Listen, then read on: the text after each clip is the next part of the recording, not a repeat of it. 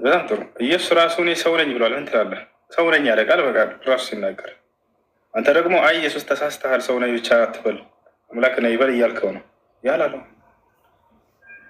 ኢየሱስ ክርስቶስ እኔ ሰው ነኝ ብሏል አላለም። ማም ተናሳ የክርስቶስ ትልቅ ተቃዋሚዎች ከይቅርታ ጋር ክርስቲያኖች ናቸው እዚህ ዓለም ላይ። ምክንያቱም እኔ ሰው ነኝ እያለ አይ ተሳስተሃል፣ ሰውን ብቻ አይደለም ሰውም አምላክም ነህ አሉት። ብትወዱኝስ አብ ከእኔ ይበልጣል አለ። አይበልጥም፣ በፍጹም እኩል ነህ ከአብ ጋር ብለው ካዱት። እኔ ከእግዚአብሔር የሰማሁትን እውነት የምነግራችሁ ነኝ አለ። እኔ ከራሴ አንዳች ላደርግ አይቻለኝም አለ። አይቻልም፣ ትችላለህ ሁሉንም አሉት። እኔ አምላክ አለኝ አለ ኢየሱስ ክርስቶስ። በፍጹም አምላክ የለህም፣ አንተ ራስህ አምላክ ነህ አሉት። እዚህ ምድር ላይ እንደ ክርስቶስን የተቃወሙ ትልቅ ተቃዋሚዎች ክርስቲያኖች ናቸው። ወላሂ ክርስቲያኖች ናቸው። አምላክ አንድ እና ብቸኛ ነው ብሎ ክርስቶስ አስተማረው። ስለ ስማ ጌታ አምላካችን አንድ ጌታ ነው አለ። አይ ተሳስተሃል፣ አምላክ አንድም ሶስትም ነው ብለው ካዱት። አምላክ አንድ ብቻውን ነው እያለ ተናገረ። አይ በፍጹም አይደለም ስላሴ ነው አሉት።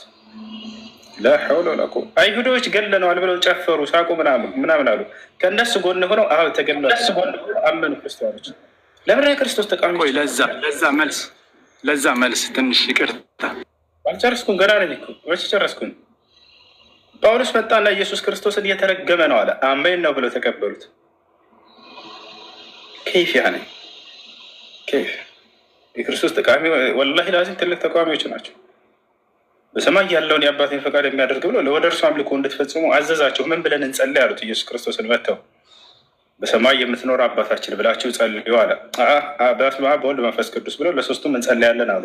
ከይፍ ያኔ ክርስቶስ ሲያመልክ የነበረው እኔ ለአብ እገዛለሁኝ ብሎ ቃል በቃል እየተናገረ ለአብ እሰግዳለሁኝ ብሎ እየተናገረ፣ አይ እናንተ ደግሞ ለአብም ለወልድም ለመንፈስ ቅዱስም አላቸው። ኢየሱስ ክርስቶስ ለአብ ለወልድ ለመንፈስ ቅዱስ ይሰግድ ነበር ለሶስቱም። ዛሬ እናንተ እንደምታደርጉት ወይንስ ለአብ ብቻ ነበር የሚሰግደው? ለአብ ብቻ እንደሚሰግድ ያው ዮሐንስ ወንጌል ምዕራፍ 4 ቁጥር 19 ላይ ተቀምጦላቸዋል። እኛ ስለምናውቀው ለአብ እንሰግዳለን ይላል ቃል በቃል ኢየሱስ ከታች አለ አይደል? ሲጸልይም አባት ሆይ እያለ ነው የሚጸልየው። ለአንድ አምላኩ ለዚያ ይጸልያል እንጂ በፍጹም እንደናንተ እንደዛሬ ለአብ ለወልድ ለመንፈስ ቅዱስ ብሎ አይጸልይም ነበር። የቱ ጋር ነው እንደሱ ብሎ የጸለየው? ነቢያቶች በምን መልኩ ነው አምላክን ያመለኩት ብላችሁ አትፈልጉም መጽሐፋችሁ ላይ? ለዚያ ለአንድ አምላክ ነበር ሲጸልዩ የነበረ። አይ ነው